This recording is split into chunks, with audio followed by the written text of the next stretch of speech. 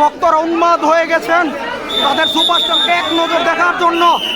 পুরো হট্টগোল লেগে গেছে ইউএস স্টেট শোতে সুপারস্টার শাকিব খানকে দেখার জন্য। আমরা দেখতে পাচ্ছি প্রচুর ক্রাউড মেগাস্টার শাকিব খানকে দেখার জন্য, প্রচুর ক্রাউড প্লাস তার ভক্তরা ভিড় করেছে এবং প্রচুর উন্মাদনা বিরাজ করছে।